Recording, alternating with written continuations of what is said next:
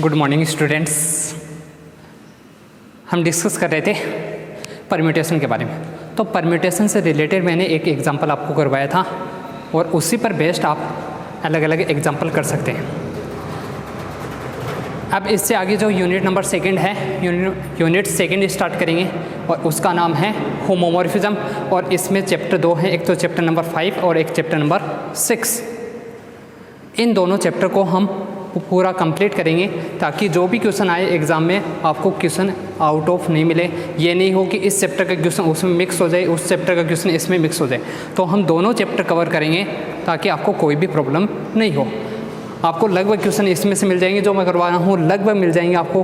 तो आपको कोई प्रॉब्लम नहीं, कोई टेंशन लेने की ज़रूरत नहीं है। आराम से पढ़ो, आपका पेपर अच्छा होगा, अच्छे नंबर आएंगे। जब अच्छे नंबर आ जाएं तब मेरे को बोल देना कि हाँ सर आपने अच्छा पढ़ाया, तब तक चाहिए आप रहने देना, ठीक है।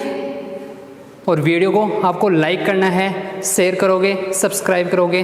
वीडियो को आपको सब्सक्राइब भी करवाने हैं, सब्सक्राइब बहुत कम हुए हैं। आपको आगे से आगे इसको शेयर करना है, वीडियो को शेयर करोगे, ओके, थैंक्स। अब इससे आगे हम स्टार्ट करते हैं ग्रुप होमोमॉर्फिज्म। होमोमॉर्फिज्म क्या होती है, मतलब समाकारिता। होमोमॉर्फिज्म को हम बोलते हैं समाकारिता।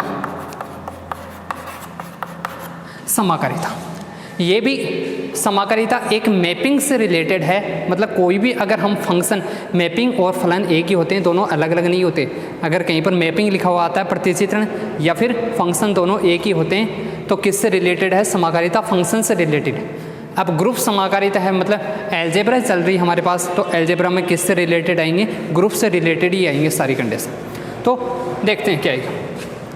समाकारिता, सबसे पहले समाकारिता की डेफिनेशन देखते हैं। समाकारिता यानी होमोमॉर्फिज्म। डेफिनेशन समझ में आनी ज़रूरी है।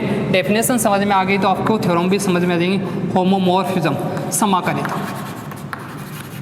और होमोमॉर्फिज्म की डेफिनेशन क्या होती है? समाकारिता की डेफिनेशन, अगर मान लीजिए आपको कोई भी दो ग्रुप दे रखे हैं, दो ग्रुप दे रखे हैं। एक तो ग्रुप दे रखा है कौन सा? एक तो ग्रुप दे रखा है जी स्टार, और दूसरा ग्रुप दे दिया, मान लीजिए दूसरा ग्रुप कौन सा दे दिया? सेकंड ग्रुप ले लिया हमने, जी ले लिया, जी डैश ले लिया। इसका मतलब एक सेट ही है, सेट का नोटेशन है। ग्रुप कोई भी हो सकता है, जैसे इंटीजर का सेट हो सकता है, कॉम्प्लेक्स नंबर का सेट हो सकता है, और कोई भी आ सकता है। यहाँ पर हमने नोटेशन लिए हैं, एक तो ले लिया जी, दूसरा ले लिया जी डैश। कंपोजिशन है वो भी चेंज हो सकती है। इसमें हमने कंपोजिशन मान ली कौन सी? Star dash. कोई भी दो ग्रुप होंगे, एक तो जी डैश होगा, दूसरा जी। कोई भी दो ग्रुप हो सकते हैं, लेकिन होंगे कितने? दो ग्रुप। अब ये दोनों ग्रुप सेम भी हो सकते हैं, दोनों ग्रुप डिफरेंट भी हो सकते हैं, कोई भी कंडीशन आ सकती है, लेकिन होंगे कितने? दो ग्रुप। अब इनसे जो मैपिंग डिफाइंड होगी एफ, कोई भी एक मैपिंग डिफाइंड है, किससे डिफाइंड कर दी? जी से। जी मैपिंग हमेशा सेट पर डिफाइंड होती है, तो इसका जो सेट है जी, इससे जी डैश। ये जो मैपिंग है, ये कौन सी मैपिंग होगी? इसी को बोलते हैं होमोमॉर्फिज्म। और कब होगी? अगर कंडीशन सेटिस्फाई हो। होमोमॉर्फिज्म की जो कंडीशन है, समाकारिता की कंडीशन है, अगर इसके कोई भी दो एलिमेंट लेते हैं, ए स्टार बी, दोनों के बीच में कंपोजिशन किसकी आएगी? इसी की कंपोजिशन आएगी। इसकी वैल्यू, अब यहाँ से देखो ए किसका एलिमेंट है? ए और बी दोनों किसके एलिमेंट हैं? जी के। तो एफ ए किसका एलिमेंट आएगा? मैपिंग है, इसका एलिमेंट लेंगे तो इसकी इमेज किस में आएगी? जी डैश। मतलब एफ ए और एफ बी दोनों ही किसके एलिमेंट आएंगे? दोनों ही एलिमेंट आएंगे जी डैश के। तो यहाँ पर कंडीशन ध्यान रखना, एफ ए एफ बी, और ये दोनों किसके एलिमेंट हैं? जी डैश। इनके बीच में कंपोजिशन कौन सी है? Star dash. तो यहाँ पर कंपोजिशन आनी चाहिए स्टार डैश। मतलब अगर एफ ए स्टार बी की वैल्यू अगर इसके इक्वल आती है तो वो मैपिंग कौन सी कहलाती है? होमोमॉर्फिज्म मैपिंग कहलाती है, समाकारिता कहलाती है। अब इसी पर दे रखिए, एक दे रखिए इंडोमॉर्फिज्म, यानी कौन सी दे रखी? एक की समाकारिता बोल सकते हैं जिसको, एक की समाकारिता। अब मोनोमॉर्फिज्म दे रखी है, एक तो मोनोमॉर्फिज्म दे रखी है, एक इसी को दे रखी है अंतरकारिता। ये तो है समाकारिता, ये तो क्या है? समाकारिता। एक दे रखी है अंतरकारिता। मतलब डिफरेंस बता देता हूँ मैं, आपको यहीं से पता चल जाएगा। अंतरकारिता जिसको बोलते हैं इंडोमॉर्फिज्म। इंडोमॉर्फिज्म, इंडोमॉर्फिज्म यानी अंतरकारिता। अंतरकारिता दोनों में से कोई भी होगा, है क्या, देखो है किसका भाई, समाकारिता का ही तो भाई है। यहाँ पर समाकारिता है, यहाँ पर क्या है, अंतरकारिता है, तो इसी का भाई। मतलब इसमें कंडीशन क्या होगी, अंतर, मतलब दोनों में कोई भी अंतर नहीं होना चाहिए। अंतर नहीं होना चाहिए इसका मतलब क्या होगा, सेट ही तो है कि जी किसके इक्वल होगा, अगर जी और जी डैश दोनों ही इक्वल हों तो वो कौन सी, ये जो होमोमॉर्फिज्म है इसी को हम क्या बोलते हैं, अंतरकार्य। इसी का एक नाम दे दिया। इसमें क्या होंगे, दोनों ग्रुप क्या होंगे, सेम होंगे। वही कंडीशन आएगी यहाँ पर, फिर क्या आ जाएगा, कंपोजिशन स्टार ही रहेगी। मतलब क्या हो जाएगा, जी से किस में हो जाएगा, जी में ही मैपिंग होगी। मैपिंग जो आएगी वो किससे आएगी, जी से किस में आएगी, जो मैपिंग होगी एफ वो जी से किस में होगी, जी में ही होगी। तो वो क्या कहलाएगी, अंतरकारिता कहलाएगी। ये हो गई। अब समाकारिता के कुछ टाइप्स दे रखे हैं, समाकारिता के कुछ प्रकार दे रखे हैं। एक दे रखा मोनोमॉर्फिज्म। मोनो का मतलब वन, मोनो का मतलब वन होता है। आपने केमिस्ट्री में पढ़ा है मोनो डाई, वही है मोनोमॉर्फिज्म। मॉर्फिज्म या फिर जिसको बोल सकते हैं मैथ में आएगा तो क्या आएगा, एक एक की, मतलब एक है क्या, समाकारिता ही है, एक एक की समाकारिता मोनोमॉर्फिज्म, यानी एक एक की समाकारिता। अब एक एक की समाकारिता होगी, यहाँ पर नाम किसका आ रहा है, एक एक की समाकारिता का। अगर मान लीजिए जो मैपिंग है एफ जी से जी डैश में, ये पहले तो क्या हो, समाकारिता हो, समाकारिता की स्पेशल कंडीशन है समाकारिता। और ये जो मैपिंग है एफ कौन सी मैपिंग हो, इज 1 1, कौन सी मैपिंग होनी चाहिए, मतलब एक एलिमेंट की इमेज एक पर आनी चाहिए। समाकारिता भी हो और 1 1, एक एक ही हो, 1 1 हो गया। समाकारिता दोनों कंडीशन हो तो कौन सी होगी, एक एक ही, यानी मोनोमॉर्फिज्म समाकारिता, मोनोमॉर्फिज्म कहलाती है एक एक की समाकारिता। एक दे रखा है इंडोमॉर्फिज्म दे रखा है शायद, आच्छादक समाकारिता है, इंडोमॉर्फिज्म है,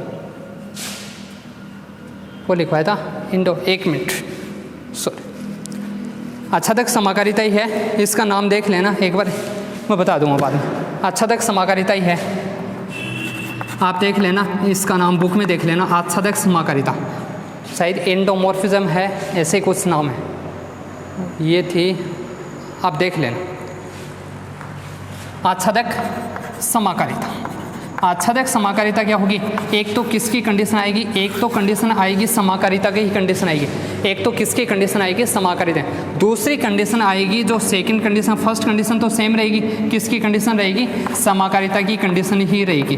फर्स्ट कंडीशन समाकारिता की कंडीशन ही रहेगी, और सेकंड जो कंडीशन है वो आ जाएगी जो मैपिंग हो, एफ कौन सी मैपिंग हो, ऑन टू हो, मतलब एफ जी से जी डैश में आच्छादक हो, ये दोनों कंडीशन हो तो कौन सी समाकारिता कहलाती है, आच्छादक समा। इसके बाद एक मेन डेफिनेशन आती है, सबसे मेन यही है। एक तो समाकारिता की डेफिनेशन ध्यान में रखनी है आपको, एक ऑटोमॉर्फिज्म, वैसे नॉर्मली है सारी डेफिनेशन आपके ध्यान में रह जाएंगी। एक है तुल्यकारिता। अब दे रखी तुल्यकारिता, तुल्यकारिता यानी आइसोमॉर्फिज्म, जिसको बोलते हैं आइसोमॉर्फिज्म, ये है आइसोमॉर्फिज्म, तुल्यकारिता। तुल्यकारिता क्या होगी, कंडीशन वही आएगी, कारिता आ रही है आगे, तो दो ग्रुप तो होंगे कन्फर्म। हाँ, इसी से लेके चल रहे समाकारिता की कंडीशन।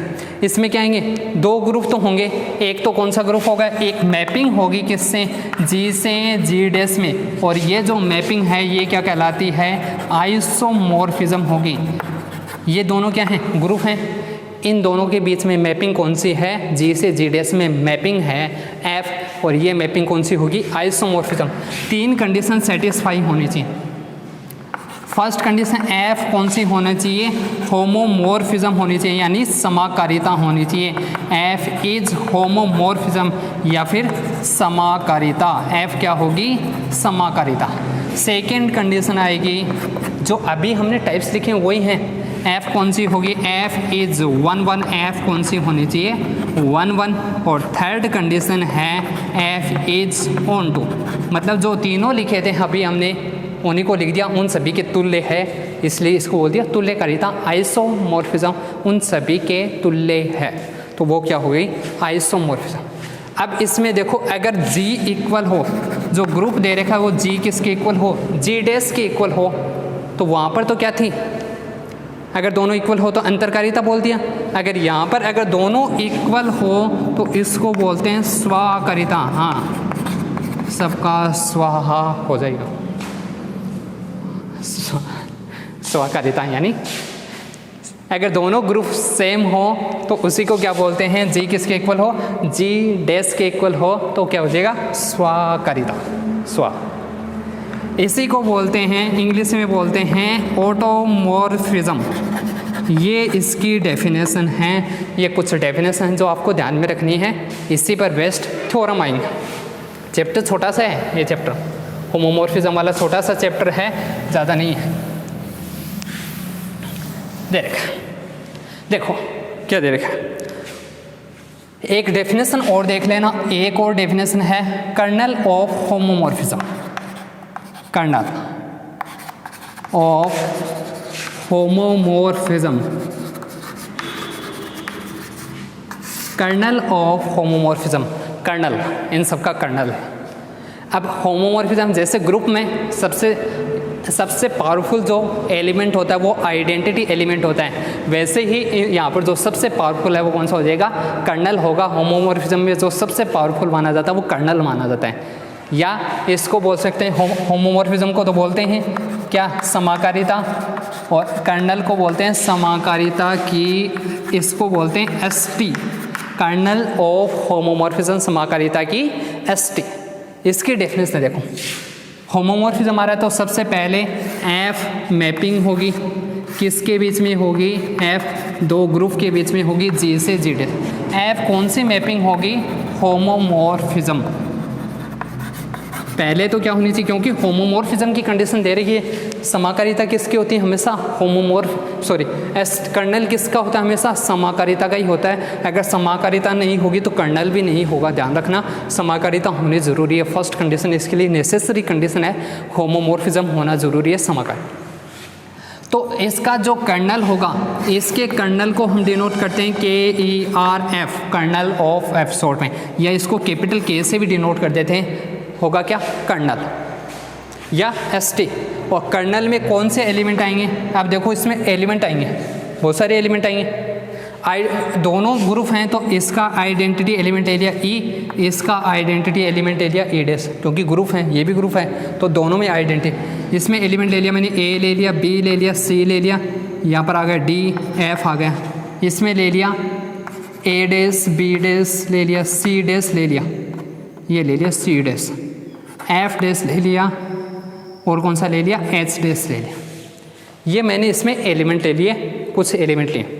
अब देखो इन सब में यहाँ पर वापस लिखो क्या, A dash, B dash, C dash, E dash, F dash, H dash, जो भी एलिमेंट लेने हैं आपको, कोई भी 1 2 3 4, मतलब एक एग्जांपल से समझा रहा हूँ, समझ में आ जाएगा। अब देखो इसमें एलिमेंट, कुछ एलिमेंट की, क्योंकि मैपिंग ही तो है, कन्फर्म तो है नहीं, 1 1 ऑन 2 तो दे नहीं रखी, यहाँ पर मैपिंग है ओनली होमोमॉर्फिज्म।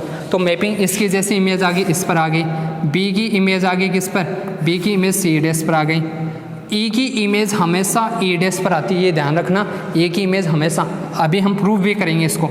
डी की इमेज भी मान लीजिए ई डैश पर आ गई, एफ की इमेज भी ई डैश पर आ गई, सी बच गया, सी की इमेज मान ली किस पर, मान ली ये मान ली एफ। तो कर्नल में कौन से एलिमेंट आएंगे, कर्नल में वो एलिमेंट आएंगे जिनकी इमेज जी डैश का जो आइडेंटिटी एलिमेंट है क्या है, ई डैश, इस पर हो। कौन कौन सी, किसकी इमेज है, इस सी की image, sorry E D F, इसकी इमेज। मतलब कर्नल में कौन से एलिमेंट आएंगे, कर्नल में एलिमेंट किसके होंगे, ध्यान रखना, जी के, जी का एलिमेंट एक्स लिख दिया, एक्स किस में बिलोंग करेगा, जी में। कौन से एलिमेंट, जिनकी इमेज किस पर आए, जी डैश के आइडेंटिटी एलिमेंट पर आती है, वो सारे एलिमेंट किस में आते हैं, कर्नल। मतलब एक्स होगा अगर जी में, उसकी इमेज अगर ई डैश पर आ रही तो किसका एलिमेंट होगा, कर्नल का। किसी भी एलिमेंट की इमेज अगर किस पर आ रही हो, ई डैश पर, तो यहाँ से देखो एफ ई की इमेज, तो इसमें जैसे एलिमेंट आ गया, कौन सा आ गया, ई आ गया, डी आ गया, एफ आ गया। ये तो एक एग्जांपल बताया, एलिमेंट कितने भी आ सकते हैं, एक भी आ सकता है, दो भी, कम से कम एक एलिमेंट ज़रूर होगा, क्योंकि इसकी तो इमेज हमेशा ही ई डैश पर आती है, ई की इमेज तो कर्नल। ये कर्नल की डेफिनेशन है, समझ में आ गई। अब चलते हैं इसके जो थ्योरम है थ्योरम को समझते हैं। क्या दे रखा, थ्योरम दे रखी, और थ्योरम में हमें प्रूफ क्या करना है देखते हैं। आपने परम्यूटेशन वाला चैप्टर तो पढ़ लिया, उसके एग्जाम्पल ज़रूर निकाल लेना। एक बात कहीं आप छोड़ दो कि सर ने एक करवाया तो एक उससे रिलेटेड एक दो एग्जाम्पल और हैं, क्योंकि मैं वही रिपीट करूँगा तो कोई फ़ायदा है नहीं। आपको समझ में नहीं आए तो बात अलग है, तब तो मैं समझा दूँगा। और अगर आपने समझ में आ गया और फिर नहीं कर रहे हो तो ये किसकी गलती है, आपकी गलती है।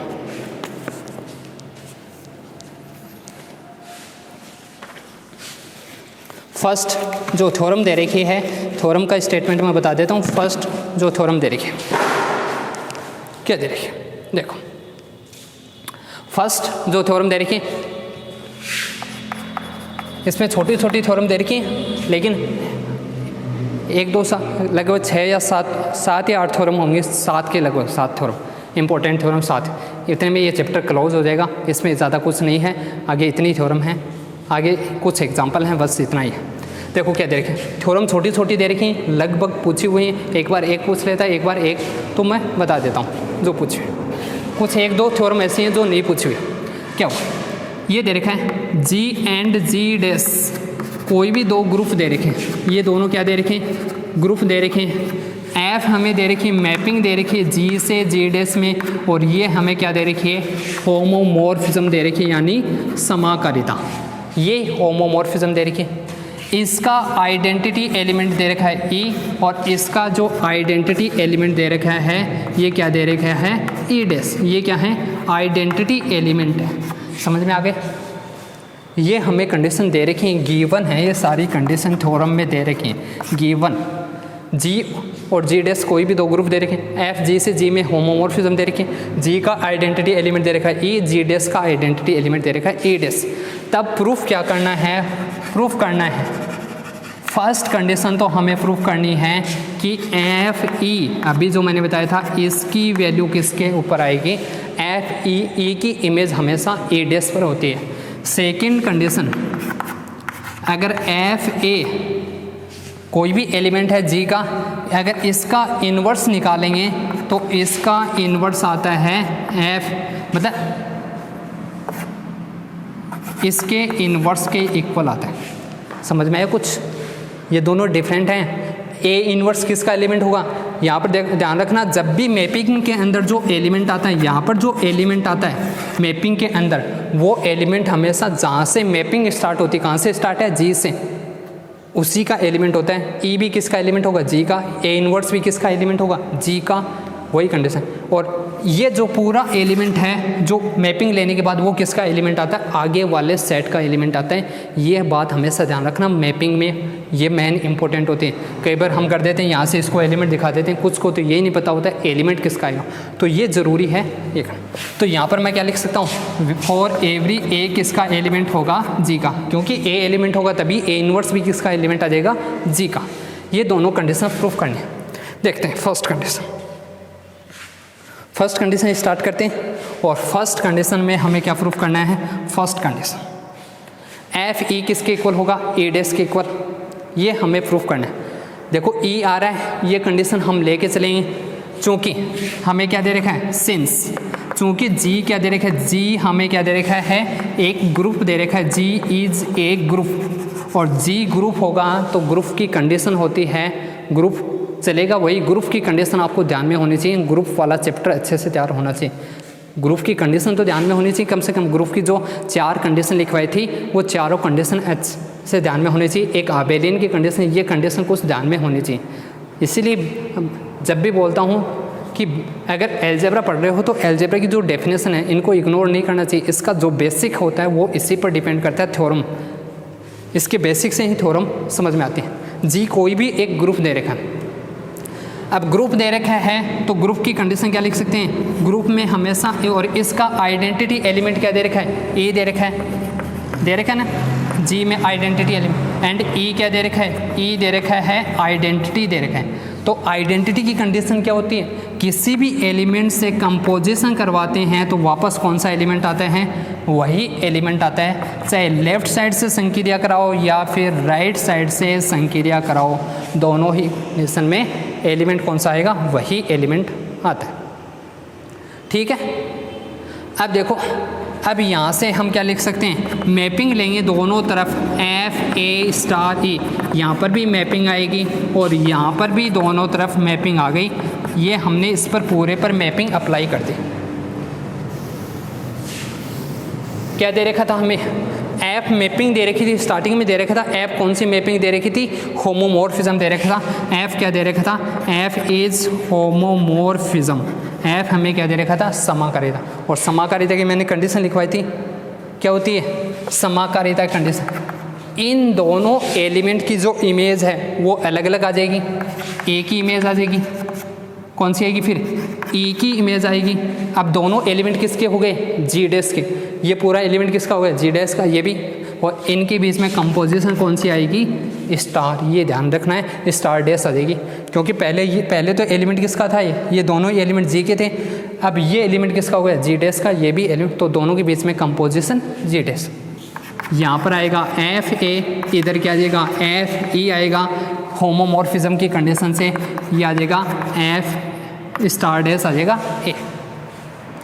अब ये देखो, ये सारे ही एलिमेंट, चूँकि ए किसका एलिमेंट है, सिंस ए एलिमेंट है जी का, ई भी किसका एलिमेंट है, जी का, दिस इम्प्लाइज, यहाँ से क्या लिख सकते हैं, एफ ए ये किसका एलिमेंट आएगा, जी डैश का, एफ ई ये भी किसका एलिमेंट आएगा, जी डैश का, आएंगे दोनों एलिमेंट। मैपिंग लेने के बाद मैंने तभी समझाया था, ये कंडीशन, इधर वाले जो एलिमेंट होते हैं, जो भी मैपिंग के अंदर होते हैं, वो किसके एलिमेंट होते हैं, जी के, और मैपिंग लेने के बाद जो एलिमेंट आते हैं वो जिस पर मैपिंग डिफाइंड है उसके आते हैं। तो ये दोनों एलिमेंट किसके हो गए, जी डैश के। अब यहाँ से कंडीशन पढ़ो, अगर किसी भी एलिमेंट की कंपोजिशन एफ ई से किससे करवा रहे हैं, इसकी कंपोजिशन इससे करवा रहे हैं, तो वापस क्या रहा, एफ है, किसकी कंडीशन है, यहाँ पर देखो, अगर किसी भी एलिमेंट की कंपोजिशन उसी इस एलिमेंट से कराते हैं और वापस वही एलिमेंट आता है, तो ई क्या होता है, आइडेंटिटी। यहाँ पर एफ ई से करवा रहे हैं, क्या आ रहा है, एफ ए, तो एफ ई क्या हो जाएगा, दिस इम्प्लाइज एफ ई यहाँ पर क्या होगा, इज आइडेंटिटी होगा, और आइडेंटिटी किसका होगा, आइडेंटिटी एलिमेंट होगा, तत्समक अवयव किसका, of G dash, identity element किसका होगा, जी डैश का आइडेंटिटी। लेकिन हमें क्या दे रखा था, गिवन था कि ई डैश क्या है, ई डैश इज आइडेंटिटी, और किसका था, ऑफ जी डैश का हमें दे रखा था। ये तो हमारे पास यहाँ से कंडीशन आई, ये हमें दे रखा था, गिवन था आइडेंटिटी, और आइडेंटिटी एलिमेंट हमेशा यूनिक होता, मतलब एक ही होगा, एक होगा तो मतलब दोनों की वैल्यू क्या होगी, सेम होगी। तो यहाँ से हम क्या लिख सकते हैं, सो एफ ई किसके इक्वल होगा, ई डैश के इक्वल होगा। First condition complete. Second condition, inverse की दे रखी, तो इन्वर्स की कंडीशन लेके चलेंगे। इन्वर्स की कंडीशन से हम क्या जानते हैं, सिंस इन्वर्स की कंडीशन प्रूव करनी है, तो ए की कंपोजिशन अगर कराते हैं ए इन्वर्स से, तो क्या आता है, आइडेंटिटी एलिमेंट। इन्वर्स की कंडीशन होती है ग्रुप में, और या फिर ए इन्वर्स की कंपोजिशन कराओगे ए से, तब भी क्या आएगा, आइडेंटिटी एलिमेंट आएगा बाई इन्वर्स, किसकी कंडीशन से, इन कौन से ग्रुप में, जी में। ये सारे एलिमेंट हमने किसके हैं, जी के एलिमेंट लिए। ए अगर जी का एलिमेंट है तो जी ग्रुप दे रखा है, ए इन्वर्स भी किसका एलिमेंट होगा, जी का। ग्रुप में इन्वर्स की कंडीशन लिखी, वही दोनों तरफ मैपिंग लेके चलेंगे। F A star A inverse आएगा, ये आ जाएगा एफ ई आएगा, और ये आएगा एफ ए इन्वर्स स्टार ए आएगा। और यहाँ से हम क्या लिख सकते हैं, यहाँ से हम कंडीशन लिख सकते हैं वही होमोमॉर्फिज्म की कंडीशन। होमोमॉर्फिज्म की कंडीशन क्या आएगा, एफ ए आएगा, स्टार आएगा, एफ ए इन्वर्स आएगा, और एफ ई आएगा वैल्यू, इसकी वैल्यू किसके इक्वल आएगी, A inverse. F A inverse आएगा, स्टार आएगा, एफ ए आएगा, ये कंडीशन है यहाँ से। ठीक है, अब देखो एफ ई की वैल्यू हम निकाल चुके हैं, इसकी वैल्यू किसके इक्वल है, ए डैश के इक्वल। तो यहाँ से मैं इसके स्थान पर क्या लिख सकता हूँ, एफ ई की जो वैल्यू है वो किसके इक्वल लिख सकता हूँ, ए डैश के इक्वल। इस कंडीशन से एफ ई की जो वैल्यू हो किसके इक्वल है, ए डैश। अब देखो, अगर किसी भी एलिमेंट की कंपोजिशन इससे करवा रहे हैं तो क्या रहे हैं, ए, ये किसका एलिमेंट होगा, ये जी डैश का होगा, ये भी किसका एलिमेंट होगा, जी डैश का। अब दो एलिमेंट की कंपोजिशन करवा रहे हैं तो क्या आ रहा है, ई डैश आ रहा है, मतलब आइडेंटिटी एलिमेंट। और आइडेंटिटी एलिमेंट कब आता है, जब एफ ए का जो इन्वर्स है वो किसके इक्वल हो, मतलब आइडेंटिटी एलिमेंट कब आता है, ए का इन्वर्स, ए का इन्वर्स ही कि आइडेंटिटी एलिमेंट तभी आता है, इसका मतलब ए का जो इन्वर्स है वो किसके इक्वल है, ए इन्वर्स। तो यहाँ पर कंडीशन क्या होगी, एफ ए का जो इन्वर्स है वो किसके इक्वल होगा, एफ ए का जो इन्वर्स ये किसके इक्वल होगा, एफ ए इन्वर्स के इक्वल होगा। यही कंडीशन हमें प्रूव करनी थी, कंडीशन कंप्लीट। और एक बात, वीडियो को प्लीज़ शेयर करो, सब्सक्राइब कराओ। ये नहीं है कि अगर मैंने देख लिया तो किसी और को नहीं बोलना, आपकी क्लास के जो स्टूडेंट कम से कम उसके साथ तो शेयर करो। आपके खुद के जो क्लासमेट्स हैं बहुत सारे, ये नहीं कि खुद की कॉलेज के, दूसरी कॉलेज के जो स्टूडेंट आप जानते हो बहुत सारे स्टूडेंट को, उनके साथ शेयर कर सकते हो, तो उनको भी बेनिफिट मिलेगा, आपका भी बेनिफिट होगा, दोनों का ही बेनिफिट होगा। तो कम से कम वीडियो को शेयर करें, साथ में वीडियो को लाइक भी करें, कमेंट भी कर सकते हो। कोई बात अगर समझ में नहीं आई तो पूछ भी सकते हो। Okay, thanks.